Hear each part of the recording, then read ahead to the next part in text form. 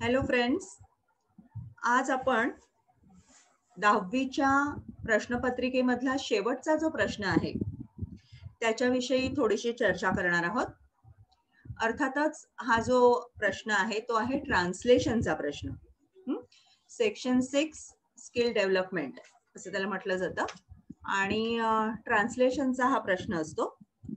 आता या ट्रान्सलेशनच्या प्रश्नामध्ये 5 मार्काचा हा प्रश्न तुम्हाला विचारला जाणार आहे. त्यामध्ये 2 मार्कांसाठी तुम्हाला शब्द दिले जातील. एकूण 6 शब्द दिले जातील आणि त्यातल्या कोणत्याही 4 शब्दांचं तुम्ही मराठीत भाषांतर करायचं आहे. ओके, सो इथेही तुम्हाला चॉईस आहे. 6ही शब्द येत असतील तर माझा असा सल्ला आहे की 6ही शब्दांचं भाषांतर तुम्ही करावं, जेणेकरून काय होईल की एखादा शब्द चुकला तर त्याचे मार्क तुमचे वजा होणार नाहीत. ओके, सो 6 शब्दांपैकी तुम्हाला 4 शब्दांचं मराठीत भाषांतर करायचं आहे आणि यासाठी तुम्हाला 2 मार्क आहेत. त्यानंतर बी या प्रश्नामध्ये translate the following sentences into your medium of instruction. Medium of instruction आपलं मराठी आहे आणि त्यामुळे जी वाक्य दिलेली आहेत त्या वाक्यांचं तुम्हाला मराठीत भाषांतर करायचं आहे. इथे सुद्धा तुम्हाला 4 वाक्य दिली जातील आणि त्या 4 पैकी कोणत्याही 2 वाक्यांचं भाषांतर तुम्ही करणं हे अपेक्षित आहे. तो प्रश्न जेव्हा आपण घेऊ तेव्हा मी तुम्हाला सांगेन की हे भाषांतर कशा प्रकारे तुम्ही करू शकता किंवा केलं तर चांगलं हे मी तुम्हाला सांगणार आहे. इथेही माझा सल्ला असाच आहे की जर तुम्हाला 4ही वाक्य येत आहेत तर तुम्ही 4ही वाक्य सोडवा. कधी कधी आपल्याला वाटतं की नाही आपण तर योग्य भाषांतर केलं आहे, पण तसं नसतं, एखादा शब्द राहून जायची शक्यता असते. तर अशा वेळेला जर 4ही वाक्य येत असतील तर 4ही वाक्यांचं भाषांतर तुम्ही करणं हे योग्य ठरेल. आणि शेवटचं असणार आहे C, translate the following idioms proverbs into your medium of instruction.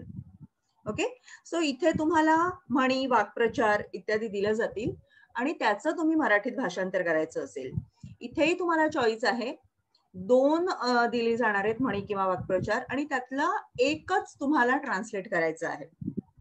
तर मला असं वाटतं की हा जो शेवटचा प्रश्न आहे ना, हा पूर्ण मार्क मिळवून देणारा प्रश्न आहे. आता अनेक वर्ष पेपर तपासताना आमच्या लक्षात येतं की काही ठराविक मुलं सोडली तर बऱ्याच मुलांना या प्रश्नाचे पैकीच्या पैकी मार्क हे मिळतात. आता काही मुलांचे मात्र मार्क इथेही जातात. याचं कारण काय असू शकतं तर मे बी घाई हे कारण असू शकतं की शब्द नीट वाचतच नाही, पटकन भाषांतर करून मोकळे होतात. जसं आता पहिला इथे शब्द दिलेला आहे की सक्सेस. सक्सेस या शब्दाचा अर्थ आहे यश. पण घाईघाईत काही मुलं यशस्वी असं लिहून टाकतात. यशस्वी हा सक्सेसचा अर्थ नाहीये. सक्सेसफुल या शब्दाचा अर्थ यशस्वी असा होतो. सक्सेसचा अर्थ यश असंच लिहिणं तुम्ही अपेक्षित आहे. कळलं तुम्हाला? म्हणजे थोडासा फरक, पण त्याच्यामुळे तुमचा मार्क जाऊ शकतो, शब्द चुकू शकतो.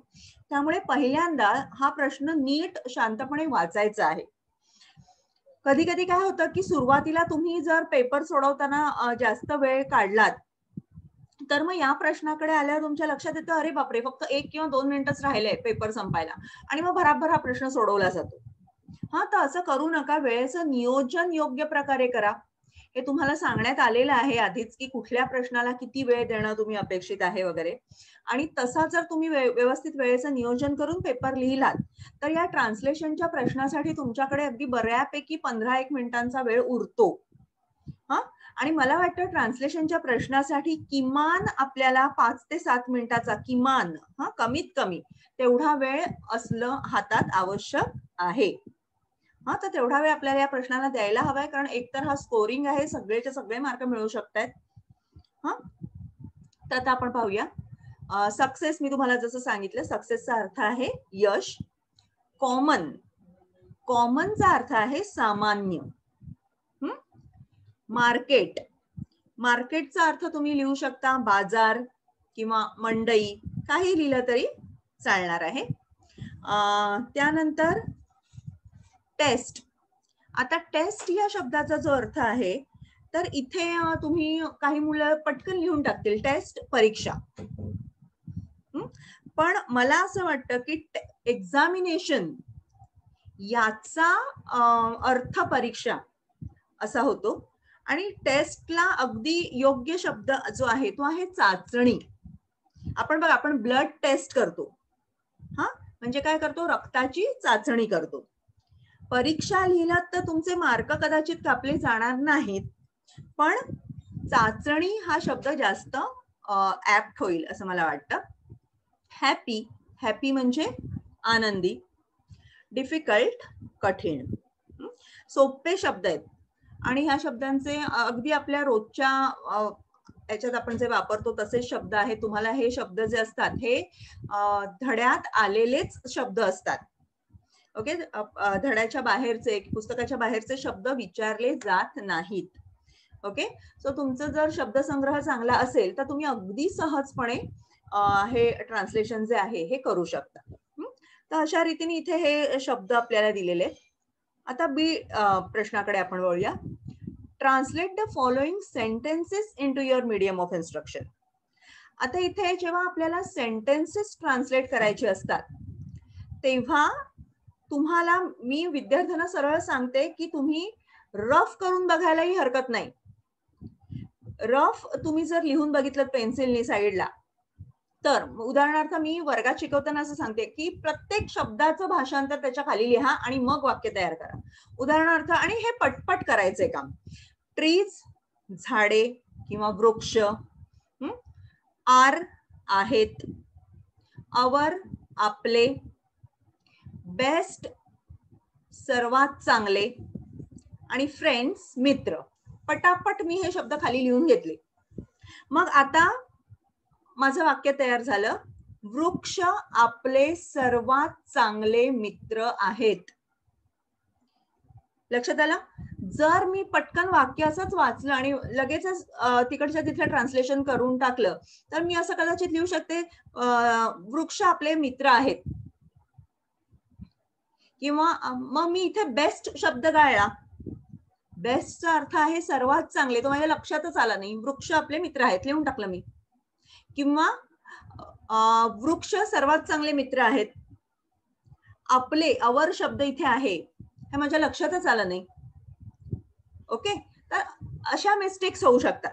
त्यामुळे तुम्ही जर प्रत्येक शब्दाच्या खाली अगदी पटापट पेन्सिलनी त्याचा अर्थ लिहिलात तर एकही शब्द मिस होण्याची शक्यता राहत नाही आणि अचूक भाषांतर करणं सोपं जातं. लक्षात येते तुमच्या? आणि हे अगदी काही सेकंदांचंच काम आहे. पण त्याच्यामुळे तुम्हाला मार्क मिळण्याची जी शक्यता आहे, पैकीच्या पैकी मार्क मिळण्याची शक्यता ही कित्येक पटीने वाढते. आपण दुसरं वाक्य पण तसंच करून बघूया.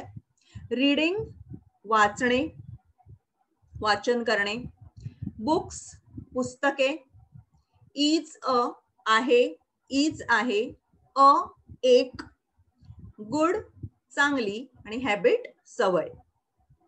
पुस्तक वाचणे ही एक चांगली सवय आहे. झालं भाषांतर? कुठलाही शब्द आपण त्याच्यामध्ये काढून टाकला नाही. इथे होऊ शकतं पुस्तक वाचणे चांगली सवय आहे, पण मी अचा हे घेतलाच नाही, त्याचा अर्थ एक असा आहे. मग पुस्तक वाचणे ही एक चांगली सवय आहे. लक्षात आलं? अगदी अ जरी राहिला तरी सुद्धा एक शब्द आपला राहतो.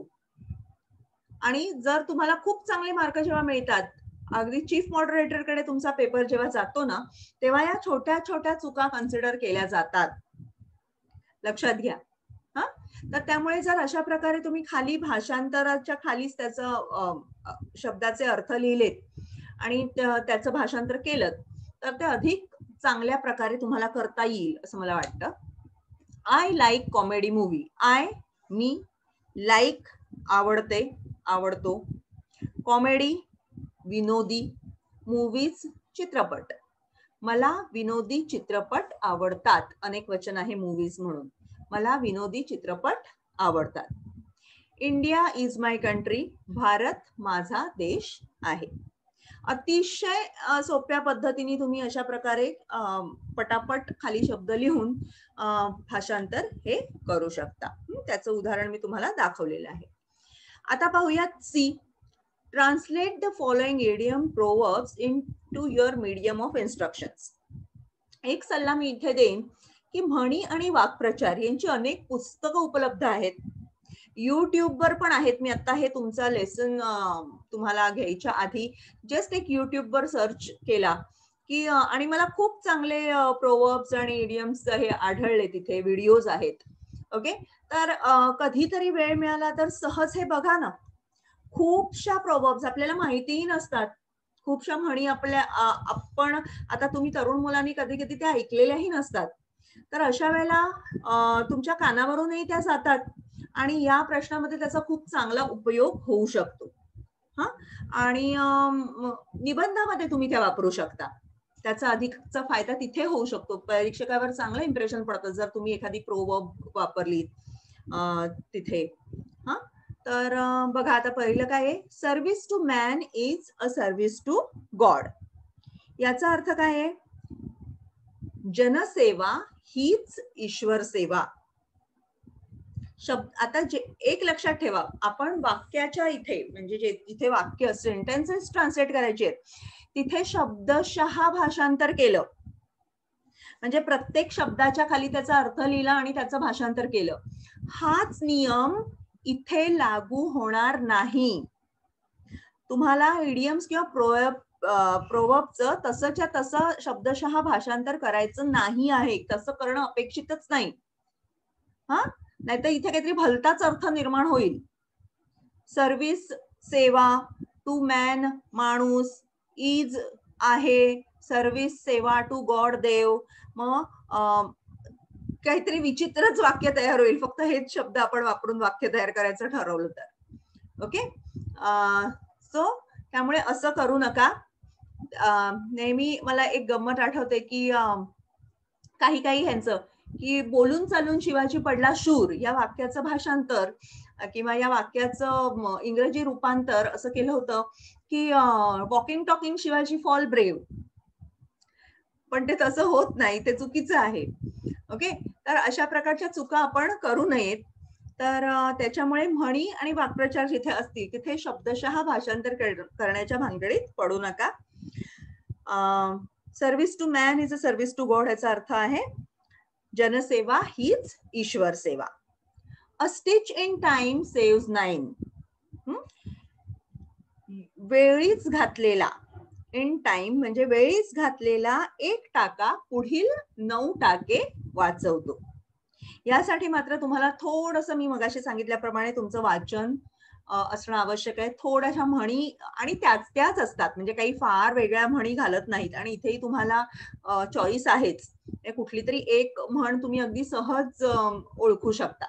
ठीक आहे, पण जेव्हा तुम्ही 50 म्हणी नजरेखालून घालाल तेव्हा तुम्हाला त्यातलीच कोणती तरी एक म्हण इथे आलेली आहे हे कळेल आणि तुम्ही अगदी आरामात सोडवू शकाल. ठीक आहे, आपण एक काम करूयात की आता अजून ट्रान्सलेशनचे एखाद दुसरे प्रश्न पाहूयात. हा, म्हणजे तुमच्या लक्षात येईल की कशा प्रकारचे प्रश्न इथे विचारले जातात. पाहूयात बघा.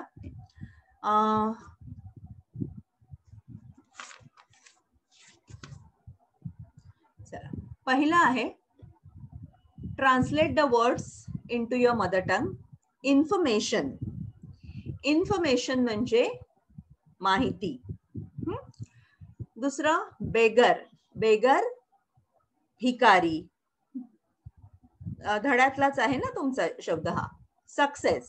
सक्सेस म्हणजे यश. मगाशीच आलेला हा शब्द आहे गेल्या ह्याच्यातच. हा बघा, म्हणजे 2 प्रश्नपत्रिकेमध्येच तोच शब्द रिपीट झालेला आहे. मॅगझिन्स. मॅगझिन्स म्हणजे मासिके. हा, तर आता फेरी टेल्स. फेरी टेल्स म्हणजे परीकथा. फ्रेंड्स मित्र. आता इथे सुद्धा तुम्हाला जाणवेल की एखादा शब्द मुद्दाम थोडासा कठीण किंवा कठीण म्हणता येणार नाही पण थोडासा विचार करायला लावणारा असा मुद्दाम घातला जातो कदाचित, पण तुम्हाला 4 शब्द निश्चितपणे सोपे विचारलेले असतात आणि ते तुम्ही अगदी सहज लिहू शकणार असे असणार आहे. Translate the following sentences into your mother tongue. Courage is a wonderful thing. हा, तर मी सांगितल्याप्रमाणेच तुम्ही खाली त्याच्या शब्दाचे अर्थ लिहून त्या वाक्याचा अर्थ सांगायचा आहे. धैर्य ही उत्कृष्ट गोष्ट आहे. बी कॉन्फिडंट, आत्मविश्वास पूर्ण बना. I go for a walk every day, मी रोज चालायला जातो. आता इथे बघा, I go for a walk every day. Every day म्हणजे दररोज. हा, मी रोज सकाळी वगैरे असं इथे नाही आहे. सकाळ या शब्दाचा उल्लेखच नाहीये. मी दररोज चालायला जातो. फॉर अ वॉक म्हणजे चालायला जाणे. Champions aren't made in gyms. चॅम्पियन्सचा अर्थ आहे क्रीडा स्पर्धेतील विजेते. क्रीडा स्पर्धेतील विजेते व्यायामशाळेत बनत नाहीत. जिम म्हणजे व्यायामशाळा. व्यायामशाळेत बनत नाहीत किंवा व्यायामशाळेत तयार होत नाहीत. दोन्ही चालण्यासारखं आहे. पण चॅम्पियन्सचा अर्थ तुम्हाला नीट लिहिता आला पाहिजे. नुसते विजेते नव्हे, तर क्रीडा स्पर्धेतील विजेते असा चॅम्पियन्सचा अर्थ आहे. Translate the following idioms, proverbs into your mother tongue. Where there is a will, there is a way. सोपी आहे, तुम्हाला सगळ्यांना माहिती आहे. इच्छा तेथे मार्ग. All that glitters is not gold. चकाकते ते सर्व सोने नसते. तर अशा प्रकारे हे तुम्ही सोडवू शकताय. अजून एक शेवटचा आपण ह्याच्यातला प्रश्न बघूयात, म्हणजे उदाहरण बघूयात. Okay. Translate the following words into your medium of instruction, any four. आता पॉवर्टी, पॉवर्टीचा अर्थ आहे गरिबी. आता पटकन काही मुलं इथे पॉवर्टी गरीब असं लिहू शकतात, पण पॉवर्टी म्हणजे गरीब नव्हे. पुअर म्हणजे गरीब, पॉवर्टी म्हणजे गरिबी. You have to understand the difference.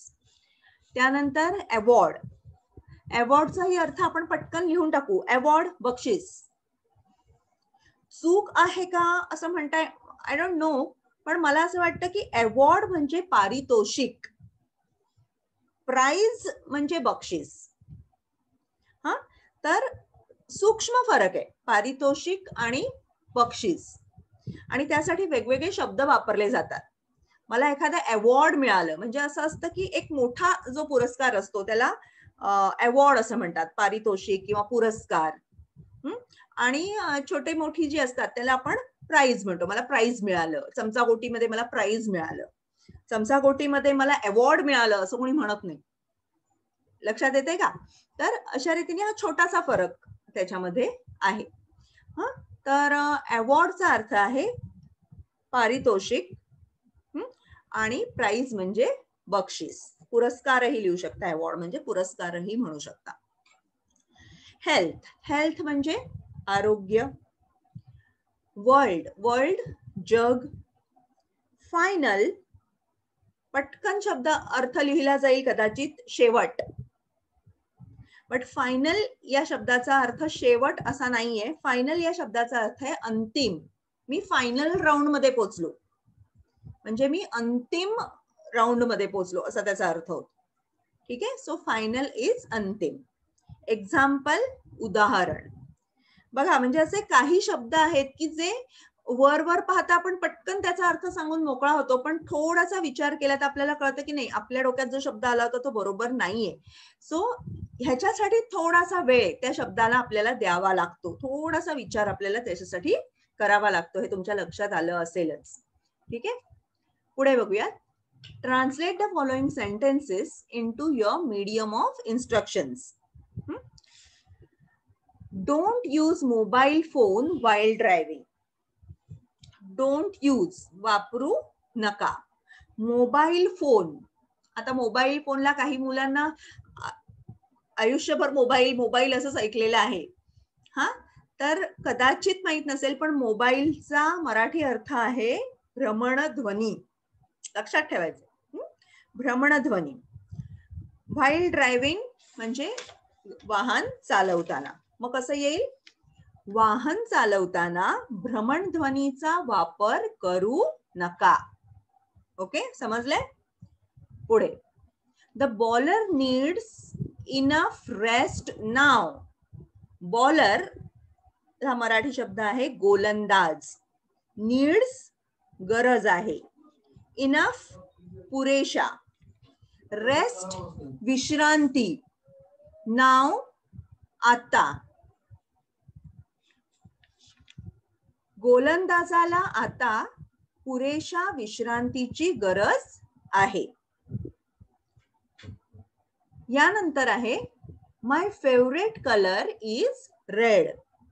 माझा आवडता रंग लाल आहे.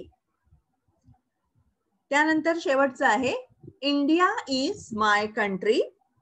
भारत माझा देश आहे. तर अशा प्रकारे तुम्ही अगदी सहज मी सांगितल्याप्रमाणे प्रत्येक शब्दाचा खाली अर्थ लिहून पटकन ह्याचं भाषांतर छानपैकी करू शकता आणि ह्याचे पूर्ण मार्क तुम्हाला मिळू शकतात. त्यानंतर translate the following idioms proverbs into your medium of instruction. Where there is a will there is a way. इच्छा तेथे मार्ग. सोपी आहे अगदी. Practice makes man perfect. सराव माणसाला अचूक बनवतो. आता याच नोटवर आपण एंड करूया की प्रॅक्टिस मेक्स मॅन परफेक्ट. तर ज्या प्रकारे तुम्हाला आता ह्या वेगवेगळ्या टेस्ट सिरीज किंवा काही जे चालू आहे तुमच्यासाठी हे सगळं काम करतो आहे, याचा उद्देश हाच आहे की तुमची प्रॅक्टिस चांगली होणं ह्याचीच गरज आहे. आणि यासाठी अनुभवी फाउंडेशन सारख्या संस्था ज्या आहेत या तुम्हाला मदत करत आहेत. वेगवेगळ्या प्रकारे तुमच्याकडनं प्रॅक्टिस करून घेतली जाते. वेगवेगळ्या प्रश्नांची प्रॅक्टिस करून घेतली जाते आहे. आणि मला वाटतं ह्याचा निश्चितपणे उपयोग 10वीच्या परीक्षेसाठी तुम्हाला होणार आहे आणि तो उपयोग तुम्ही करून घ्याल अशी माझी खात्री आहे. हा शेवटचा व्हिडिओ होता माझा. तुम्हा सर्व मुलांना 10वीसाठी माझ्यातर्फे अनेक अनेक शुभेच्छा. All the best.